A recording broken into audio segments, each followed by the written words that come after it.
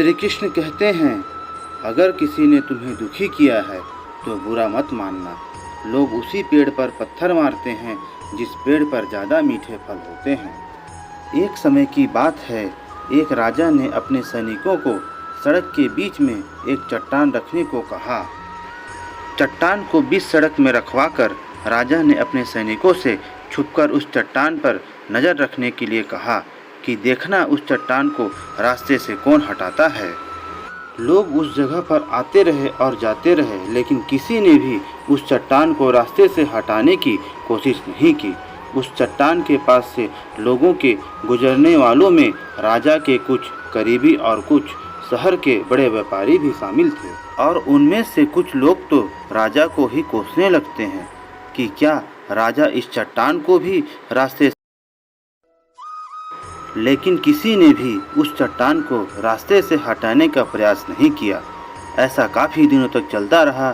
एक दिन एक किसान अपनी सब्जियों के साथ उधर से गुजर रहा था। उसने उस चट्टान को रास्ते में पड़े देखा और सोचा कि सबको इस चट्टान की वजह से कितनी तकलीफ हो रही है। उसने अपनी मजबूत लाठी से उस चट्टान को एक तरफ धकेलने की कोशिश शुरू कर दी। काफ़ी कोशिश के बाद वह उस सड़क से हटाने में कामयाब हो गया।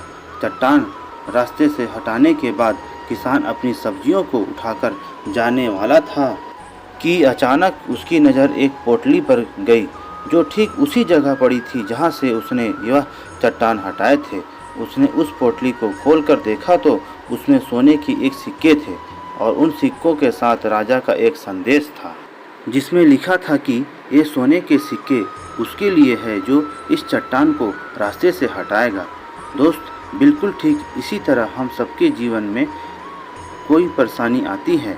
कुछ लोग उन परेशानियों से बचकर निकल जाते हैं और कुछ रास्ता बदल देते हैं, और चंद लोग ठान लेते हैं उन परेशानियों का हल निकाल लेने की, और ऐसे ही लोग मुश्किलों में संभावनाएं और संभावनाओं में छिपे अवसर खोज लेते हैं। मजबूत इरादे और नेक दिल के साथ किए गए कोशिशों के परिणाम हमेशा ही अच्छे आते हैं। इसलिए जीवन के परेशानियों से घबराओ मत, बल्कि उन परेशानियों को हल करने की कोशिश करते हुए जीवन सफ़र में आगे बढ़ते चलो।